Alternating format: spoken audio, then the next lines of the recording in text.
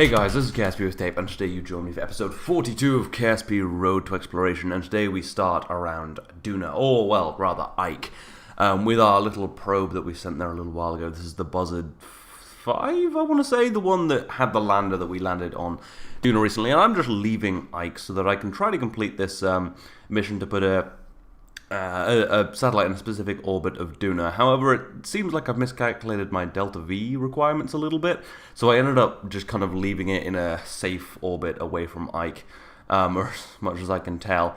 It is safe, but yeah, so I might actually have to attempt this some other time. I basically was trying to do this, and I think I was just being very stupid, because I have a lot of Delta V left, but I'm kind of just unable to get into this orbit. I also kind of ran out of electric charge because my solar panels are being blocked, which is kind of annoying, but, well, I realized that if you time warp, you actually get a bunch more electric charge, so yeah, I kind of cheated, but I think that's okay if the game allows you to do it. I think I've done that before, actually, like, oh shit, I ran out of electric charge because bullshit, and then just kind of time warp, get the electric charge, and reorientate the spacecraft, because I'm not losing this spacecraft over some janky-ass solar panel calculations. But yeah, I'm going to put this in a safe orbit, and maybe at some point come back to it and try and complete this mission, because currently all of my missions are pretty much filled up with interplanetary stuff, giving me not a lot of stuff to do at Kerbal. But anyway, talking of Kerbal, here we are back around the moon. If you remember last episode, we left the Red Origin 3, connected to the station after I, fetched Valentina Kerman from the surface of the moon, because she kind of hitched a ride on the rover, because she was very excited about the rover mission. But our administrators decided to take her right back to Kerbal, because there are no hitchhikers on my spacecraft. Although I've heard she's writing a book called Hitchhiker's Guide to Kerbal, in which you just sneak into launches. Not as good as Hitchhiker's Guide to the Galaxy, of course. But anyway, yes, we will be heading back now with our two Kerbals, and that'll be rather nice. It's quite useful having this station in orbit. I don't have it as like, because obviously the Kerbal station is very active. It is my base for missions. It is a science station and all of that. But this is more just an outpost, the Neptune station around the moon, which allows me to kind of have somewhere to leave stuff, pretty much, and maybe leave some Kerbals if I really needed to. But yeah, so this has now been renamed Neptune Station Ship. I've had so many problems with the just kind of annoying renaming things. I don't really know how that works, but it keeps renaming all of my ships when I dock them together, and it's kind of annoying. Anyway, so yes, doing an inclination change so that we actually meet the station at some sort of reasonable kind of orbit was actually surprisingly easy, even though I was nowhere near my ascending node. But yes, so we will be descending back to Kerbal rather fast, and we'll do our standard thing of just slowing down our orbit and getting an encounter and then docking, because, well, we've done this like a gajillion times, because, well, these have been very useful spacecraft. I have to say, the Red Origin 3 has probably saved me a huge amount of money on kind of lunar, well, I guess Muna and Minmus, I don't know what you'd call that, Minmus missions, let's just call them Minmus missions, because, well, I mean, I don't have to pay for new spacecraft, I just have to pay for fuel, and, my fueling spacecrafts are reusable, so, I mean, yeah, definitely go for reusable if you're doing a career on hard mode, although it does get a bit grindy, as you've seen in the past, like when I was trying to unlock various things. Anyway, you know what all of the maneuvering looks, you know what getting to the station looks like, and you can see I just got my close encounter, so here we are just at the station, because it's already a kind of long video, because we have a very special, awesome, super great, long segment in this on the moon, with the rover, which we will be getting to soon. But yes, we will just dock with the Hermes station. And, well, Valentina will go back down on the next Ares flight, which might not be an Ares 1. I might actually be bringing out the Ares 3 this time, my Dragon 2 spacecraft. It might actually be useful. We'll see that later. It's awesome. Anyway, so yes, let's dock on here with the Hermes station. Yeah, this episode will be mostly, well, I think entirely around, Kerbal and the moon and things. Because, well, I don't have a ton of things coming up. Well, I have a bunch of stuff coming up. I will be getting to Eve next episode and Dres quite soon, and we have a bunch more transfer windows coming up. But right now, we've just got, standard living around Kerbal stuff to do, which is, pretty fun. Anyway, talking of the moon, here we are, getting Jebediah into the cockpit of what is still called Rover Proto, because I named my prototypes Proto, because it's quicker than typing prototype.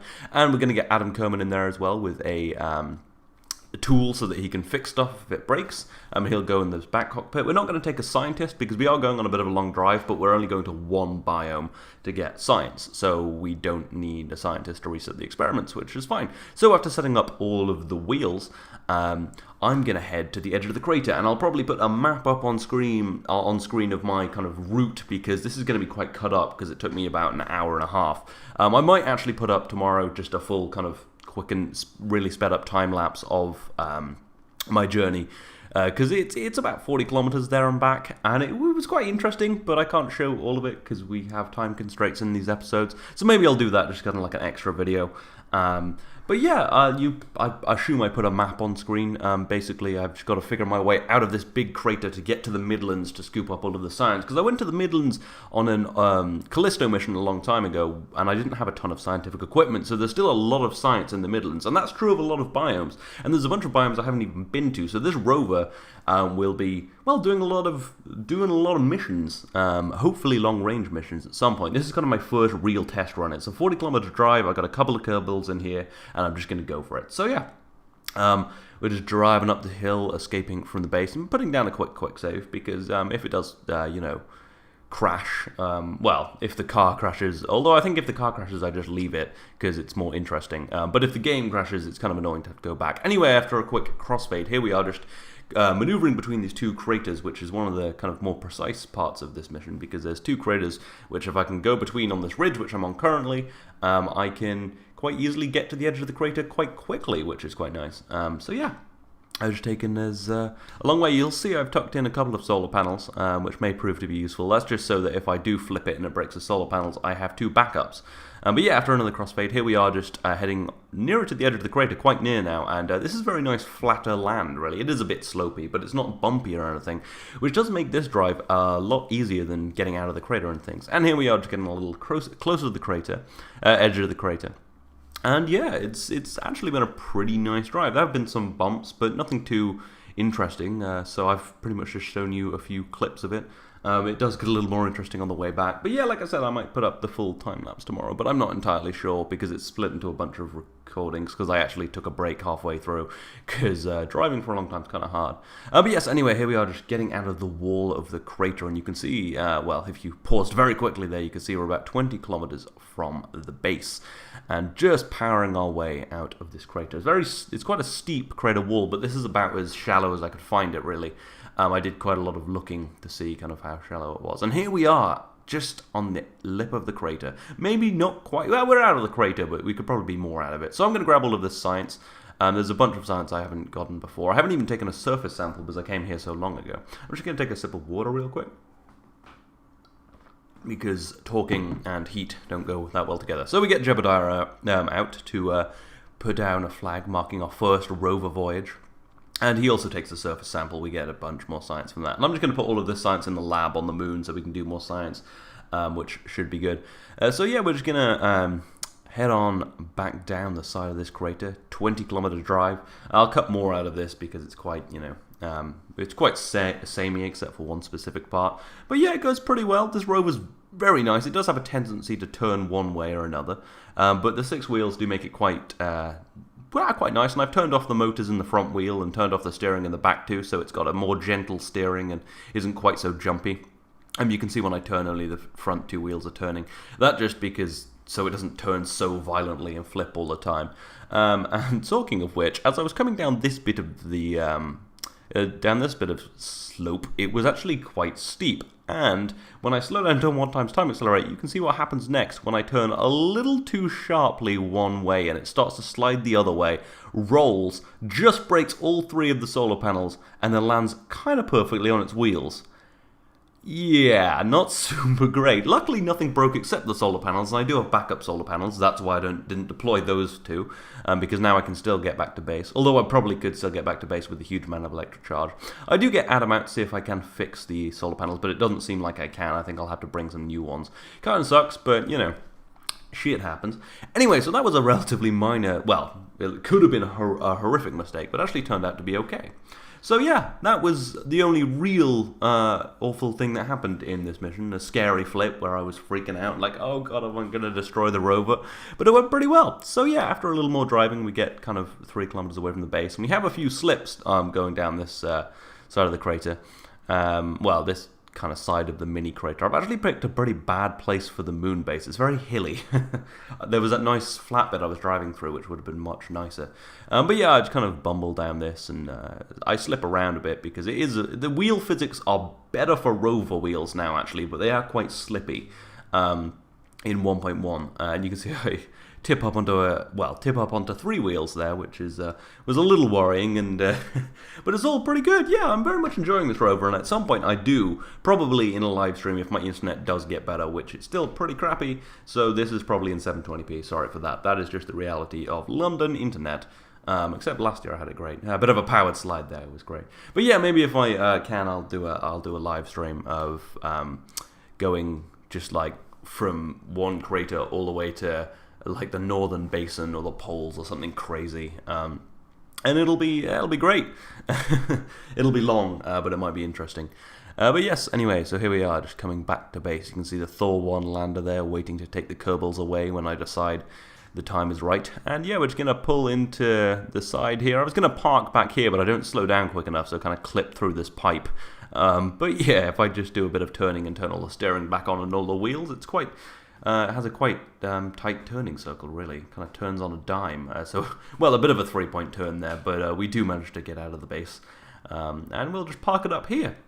And that's quite good, yeah. That only took me about an hour and a half. It was quite a nice, quaint drive. A bit long, and it got a little boring, but I enjoyed it. I like that sort of thing. It's very nice and exploration-y. So we're going to get the Kerbals back in there, and then going to get them right back out because I realised I didn't actually take the science in. So we put the science in there, and we're just going to add it all to the lab so that we can generate more and more science, which is good because, I mean, this lab's been very useful. The one around Kerbal has been incredibly useful, and if I get a second scientist down here, that would be quite good. This base is outfitted for 5 Kerbals currently. So I could bring down another scientist if I find another one. I only have 3 scientists in total right now, and they're all in labs. So yeah, we transmit 252 science back, which gives us enough science to unlock metamaterials, which is great for base building and building big spacecraft for going to another planet, say Duna. Yes, I am working on my base plans and various plans for the transfer vehicle. My transfer window is about a year and a half away, but I am already, well, not quite a year and a half, about a year and 100 days. But yeah, I'm thinking I'm already developing the vehicle and may build it way before so I can do rigorous tests. But anyway, what are you launching right now, Tape? Well, that is the Ares 3 from a very long time ago. A video I made called Road to Exploration something Dragon 2. Yes, this is my Dragon 2 type spacecraft, the next generation of manned vehicles. It, well, is based off the Dragon 2. It lands propulsively or on parachutes or bit of both. It launches on my Pulsar X, the single stage rocket, which does have kind of far too much Delta V2 launcher. I could launch it on something smaller, but I retired the Pulsar 4. I had a long conversation with someone in the comments about of the last video about the retiring of the Pulsar 4 because it's such a great rocket, and it is a great rocket, but this is just way more useful and easy because you reuse it all in one, and it has a better lifting capability, and it's not that much more expensive. Anyway, so we decoupled the Dragon 2. This is just not the Dragon 2, the Ares 3. And this is just a test flight because I want to know how this comes back to Kerbal, because it could be really disastrous. Because yes, it has a heat shield, but it doesn't cover the whole fairing, which encases the second crew module, because this is a 7 Kerbal spacecraft. I also forgot to put solar panels on the Ares 3, so I'm going to bring that back before I bring back the Pulsar X. So I'm just going to orientate the Pulsar X so that its solar panels are absorbing sunlight and getting electricity, which they are, which is quite nice. So yes, anyway, we will bring this back right away, because this is just a test flight, and basically I shelved this a while ago because I used to need it, and then I didn't because my Ares 1 actually had enough crew capacity for what my station became. But now I've got a few missions where I need to take 4 tourists to orbit, and obviously along with a pilot I need 5 Kerbals for that, and I have a bunch more missions that this might be useful for, so I'm probably going to replace the Ares 1, or at least replace many of its missions with this, because it just has a better crew capability, it has a more precise landing capability, and if it re-enters well, then that's a bonus. Then the Kerbals won't die. This is totally probe controlled right now. There is no Kerbal inside it because I do not know how it will perform in a re-entry. The only things that explode are those landing legs. I'm just going to move them further inside the fairing and hope that that protects them kind of better. But yeah, the engines remain fine, the heat shield does its job, and the heat-resistant fairing protects everything else, and this does quite well. Without the landing legs, it'll be slightly harder to land, but I reckon it'll just rest on the engine bells quite nicely. And we fly in just over these mountains, we fire up the engines, but they don't have quite enough thrust-to-weight ratio to slow me down quick enough, so I pull the chutes, and I will land on engines and chutes. So yeah, pretty good mission. It re-enters almost fine, and lands quite nicely. If I fired up the engines earlier, then it would land totally on engines. But it is quite a harder thing to do to land on engines totally on Kerbin. But yes, that is looking good, so we will be flying that again in this episode. Anyway, so here is the Pulsar X just coming back. I had to slow it down a lot and burn off a huge amount of fuel because I was going to hit those mountains, and I can't really land a rocket stage on mountains. Well, I probably could, but I'd rather not. So yeah, we're just going to do our standard thing. Landing on land. I haven't tried to land this on land yet, and it isn't actually the land landing version. I am going to make one with a slightly lower lifting capability that has landing legs and things like that, so that I can get so that I can effectively try to land it on the launch pad and get all of my money back. But yes, it lands fine because the parachutes stop it from falling over too much. And yes, so we have another Ares 3 standing at the launch pad 15 days later. We have skipped a launch in this episode. I did warp forward 30 days between the launch because we just didn't need that launch and I want to advance time a little quicker. That might be a more frequent occurrence in the series now because we've done a lot of the things we really need to do around Kerbin, and it's more just kind of launching, manned spacecraft and fuel and things. But there will be still interesting things happening around Kerbin. A huge amount of them. I have a lot of plans. Anyway, yeah, we're gonna have the best Kerbin. Yeah, we're gonna make Kerbin great again. I mean, I don't know the actual kind of physics of building a space wall, but maybe we'll try that to keep no one else out because Kerbals are the only people in this game. But anyway, we're getting into orbit now, forgetting the off-color jokes I often make, and just, yeah. So this is headed for the station. It has 5 Kerbals on board. A pilot, I think, is Doreen Kerbin, and 4 tourists who all want to basically go everywhere in the Kerbin system. They're paying me a huge amount of money. I think they're each paying about 80 grand with everything. So yeah, that'll more than cover the cost of the launch and more than cover the cost of fueling spacecraft by far because it's reusable. So I will make a tasty profit of this, but I do have to land a lot of them on Minmus and the Moon. So this is going to be an ongoing project. And they also all want to fly by the Moon and Minmus and all that crap. A lot of them also just wanted to get into orbit of Kerbin, so I've already completed a few missions actually. And you can see that I got my encounter pretty close. And you know what a docking looks like? It's a new spacecraft, but it's the same thing. So I'm going to take away those solar panels. Annoyingly, my RCS thrusters that I have inside the fairing don't work because the Kerbal developers are apparently much smarter than me. So I should have to move them at some point. But I do have 3 thrusters on the outside for descent control, so I just use them to maneuver in and be docked. And then, yeah, here we are just with the Pulsar X, gonna land nice and gently on the ocean, quite close to the KSC. But yes, that is all docked to the station. That was a little quick, I'm sorry, but yeah, anyway, so we also have another mission. We fueled up the Red Origin 3, forgot to put a Kerbal in it, so we'll just go and get Val to EVA into there. And we're gonna go and save a Kerbal who is in orbit of Kerbin. And yeah, we just want another Kerbal. I'm hoping this is a scientist. I've just realized I didn't actually check, but I need more scientists, so I wanted to save this Kerbal. I mean, I get about 40 grand out of it, but that's great, but I don't really need that money. But it's more about getting a Kerbal because this way I get a Kerbal and 40 grand. If I get one in the astronaut complex, I get a Kerbal and don't have about 500 grand because they're really expensive now because I've never bought a Kerbal in this.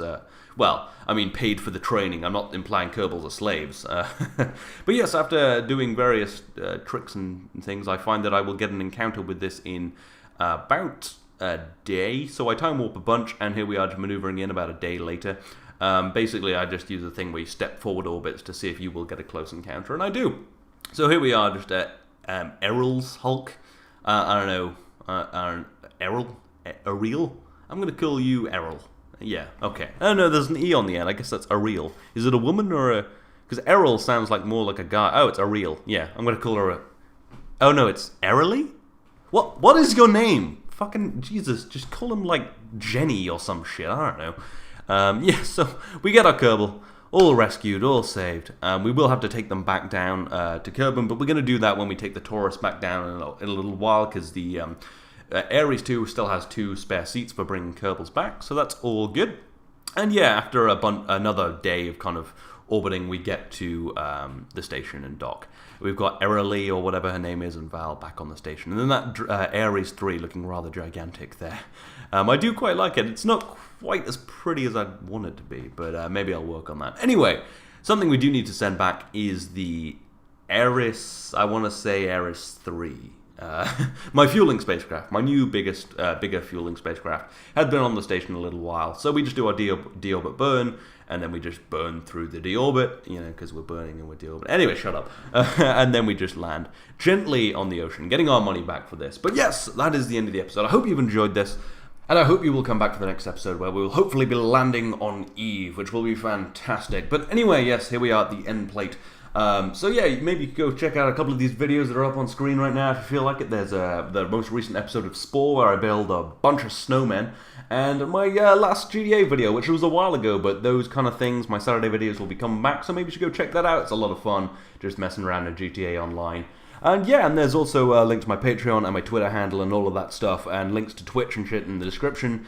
So yeah, maybe click on a few of those things, or maybe don't. Maybe you got things to do. I'll see you next time.